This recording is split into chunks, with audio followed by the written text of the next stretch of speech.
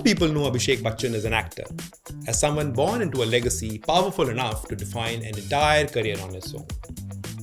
But the most interesting part of his story is the identity he chose to build for himself, not the one he inherited.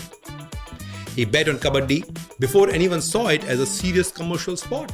He helped turn the Jaipur Pink Panthers into one of the most successful franchisees in the Pro Kabaddi League. Abhishek, welcome to Future Unplugged.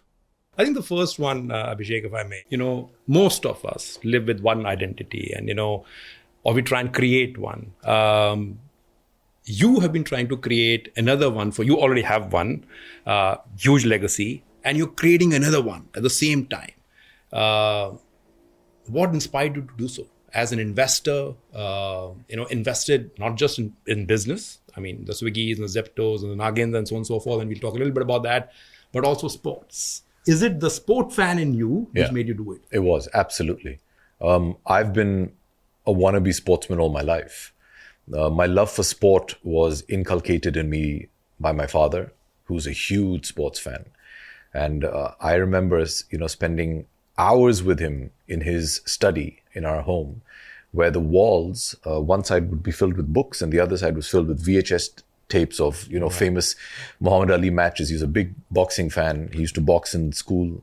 He introduced me to Brazil and Pelé and Zico and Junior and Socrates, the dream team of the 70s and to football. So from a very young age, I used to play sports with him. He's taught me a lot of sports. He taught me how to play Kabaddi. I saw a film of his called Ganga Ki Saugand once, and in which he plays Kabaddi. And I asked him, what is this sport? And he took me to our garden and he taught me Kabaddi. Oh, goodness. And so it started from there. And being a huge basketball fan, the tragedy of my life was every school in India has a basketball court, but they do everything but play basketball on it. Right. They play all different kinds of sports. That's true. So I wanted to make a change to that. And I remember it was actually the Brazil World Cup 2014, was it? I was there with my dad and happened to have a chance meeting with Sepp Blatter, who was then the head of FIFA. Mm-hmm. And he very casually passed a remark which didn't go down very well with me. He said, 1.2 billion people, at that point in time, that was our population. 1.2 billion people, you can't put 11 lads on a pitch. Mm-hmm. That hurt. Yeah. So it's the sports fan in me that actually gets into it. Because I think after a point of time, it's very nice to be an armchair critic. I'm not very good at doing that. I like to be in the mix of things. And if you want to see change, you have to be the change. Right. I never looked upon it as a business. I still don't. Although my accountant, kind of is not too happy about that attitude of mine. You started with Kabaddi many years back. And, it was a pretty rustic sport, if I may call it so. As you said, maybe played with a lot of sand, etc. And, people would put sand on their bodies so that they get, there's friction and so on and so forth. You've seen that in movies and even otherwise. What attracted you to Kabaddi? And if I may, in the same vein, ask you the question, because Kabaddi was the first thing that you embraced at some level. And then you picked up football, right? Yeah. And you picked up a team with Dhoni. Yes, I mean, we have been huge football fans, some part of the country. But really, we are a cricket fanatic country, right? And you picked up Kabaddi in football. Yep. I'll come to cricket later, but, what got you to Kabaddi and football in India? Kabaddi happened by chance. Mr. Mahendra is somebody that I have immense respect for and somebody I really look up to. And at a chance meeting, he said, hey, I know you love basketball. Have you ever thought about Kabaddi? I said, well, I've played it as a kid. I haven't thought about it for a long time. He said, I'm putting together a league. Would you be interested in picking up a team? And I was like, that's very left field. Kabaddi, do people still play Kabaddi? So I had another meeting with him and Charu, his brother-in-law, and somebody who actually came up with the concept of the Pro Kabaddi League, Mr. Charu Sharma. And he kind of took us through the beats of it. And I went to my dear friend Bunty Walia, who I also work with. So I called Bunty and I said, hey, let's do some R&D on Kabaddi. And we got to know that very close by in Juhu, where we are right now, there was a tournament being played, a local tournament. So he said, hey, wear a cap and a hoodie and let's quietly go and see what this is all about. And when, he came to pick him, I said, where are we going? He said, oh, there's this one chawl just over here. I said, we went to a chawl to Kabaddi chawl, Anand Mahindra, Charu Sharma. This is not making sense to me. And I kid you not, I mean, there's no way for me to verify the actual number, but what seemed like at least 10,000 people literally falling off the balconies of the Chawl, and they were playing in the Angan of the Chawl. And I walked in and I heard the crowd, and I just turned to him, I said, let's go. And I called Mr. Mahendra, I said, I'm in, what do we need to do? It was infectious. I was like, wow. He's like, you saw a different kind. I'm talking about indoor kabaddi, and he showed me the stuff, colorful mats. I said, this is exhilarating. I said, we have to do this. And this is our sport. This is an indigenous Indian sport. And so we got involved, and I picked up the Jaipur team. Everybody asked me, why Jaipur Pink Panthers and why Jaipur? Jaipur is where I shot part of my first film.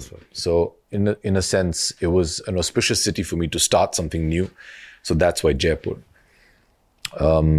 It's also where Aishwarya and I started dating each other. So it has an emotional part.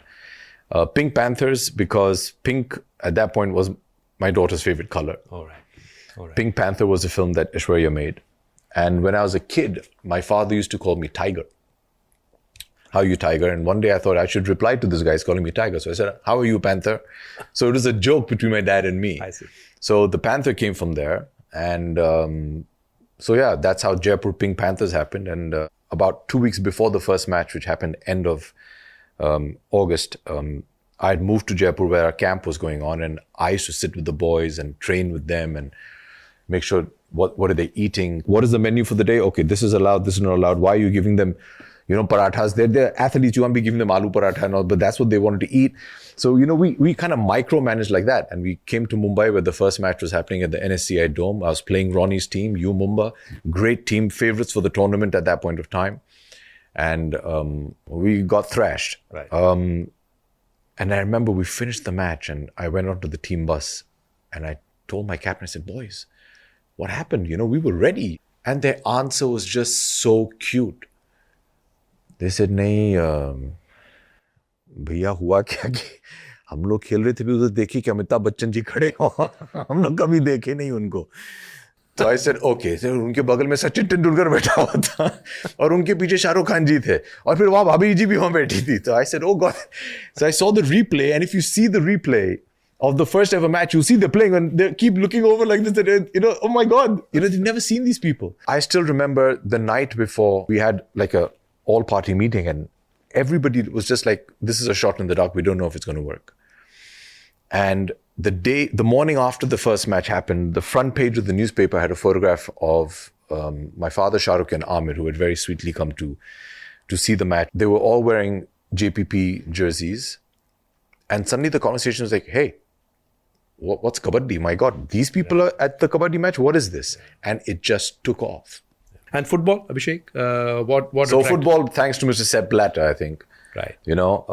I really took to heart what Mr. Blatter said, that, 1.2 billion people, we can't put 11 people on a pitch. Yeah.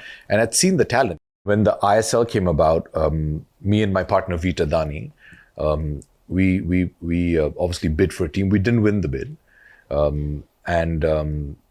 Then what happened is one of the franchises, I think it was a Bangalore franchise at that point in time, fell through and a space opened up. And that's when Vita and I spoke and we said, okay, but the option was Chennai. Chennai is not known as a football city, but over here we had the opportunity to take Indian football to a newer height, which is something I felt very passionate about. And Chennai was virgin ground, so to speak. You had the opportunity to build something tangible over there. Right. So we bid for Chennai, we won Chennai, and soon before the season started, we brought on Mahi as well, right, for what he means to the city. And, he gave us huge leverage in a marketing space. And I still remember our first home match, which was the second match we played in the ISL. Our first home match was against Kerala, which was then owned by Sachin. And I remember that morning of the match, Vita and I were literally on the field with mops because it had rained and we didn't have time to put a proper drainage system. So here we are, first home match, great, and we're actually on the pitch with mops drying the grass. So, Vita and I have built that team from that. We've literally worked like that. Right. And the first match was magical because we hadn't sold any tickets. I think 600 tickets is what our gate receipts were in the first match. And after we finished drying the pitch, one of our management guys came and said, 600 tickets. So we looked at each other saying, this is not good news.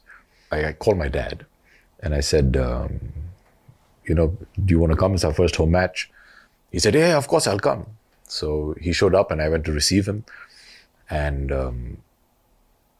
I said, we're having trouble putting out the tickets and we're working something out. Maybe we'll comp a few tickets, get the crowd, because, we have to get them used to watching the sport. He said, no, hold on a second. And he put out a tweet saying, hey, I'm in Chennai. I was like, okay, all right, that's good. And he said, let me do one thing. Let me just make a few phone calls. And he picked up and he said, hey, Rajni, there's a match you have to come in the evening.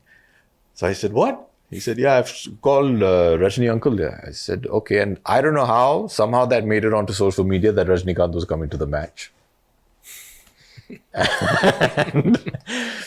and that was, I was like, wow. And I remember reaching the match and to my luck, Rajni uncle was sitting on the same sofa with Sachin Tendulkar. Now, being an India fan, Sachin Tendulkar is God. And then my father shows up and sits on the same sofa. So all three of them are sitting on the same sofa. And the stadium was packed. And we were sitting just behind Vita and I, around halftime, I said, Vita, we're in big trouble. She said, what are you talking about? The stadium is packed. I said, yeah, but nobody's looking at the game. They're all looking at these three guys who very cutely are all sitting, all scrunched up in one sofa like this. I said, nobody's watching the match. And she said, oh, yeah. I said, they're not going to come for all the matches. And then it was against Kerala, which is obviously a big, it's like a big derby, it's South Indian derby over there. And in the 90th minute, one of our defenders and vice captain at that point in time, Bernard Mendy, French player from PSG, scored an unbelievable overhead bicycle kick. And it was so funny because Mendy scored this kick and suddenly the whole stadium just turned and said, hey, what just happened there? And they saw the back of his jersey, it said Mendy. So they thought he was a local.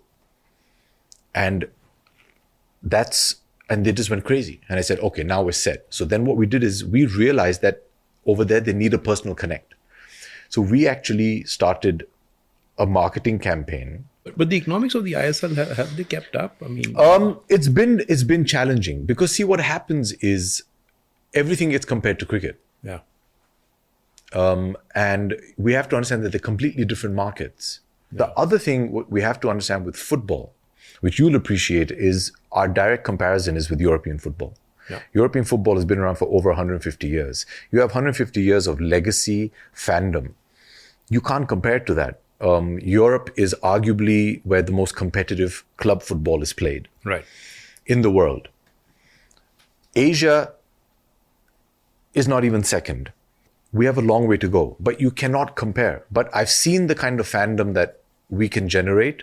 It's going to take time. You're going to have deep pockets. There's going to be a huge cash burn. But I firmly believe it'll pay off in time to come. Right. Right. No, I hope so as well, because I mean, I think it started off very, very well. And there's so many other sports that we are celebrating, but somewhere I felt that football, and these days, I mean, look at it, people are staying up nights to watch the World Cup in the US. Yes. So why not in India? So it's absolutely. And that's the dream.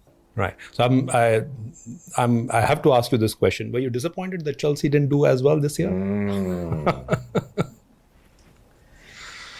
Oh gosh, that's a fresh wound. No, actually. Right. I've had this discussion last night with my dad, so no. I mean, having been a Chelsea fan for close to 30 years now, I think there is a transition that's happening at Chelsea right now. And I think it was important to have a season like this because it's a rude awakening. And I think maybe that's what's required in modern day sport where it's more about business than it is about the sport and the loyalty. I think a jolt like this was very required. It's a young squad, but I think under able guidance, I think it's the wake-up call they needed. So I think once in a while, it's nice to get that, that unfortunate slap on your face of having a terrible season that wakes you up.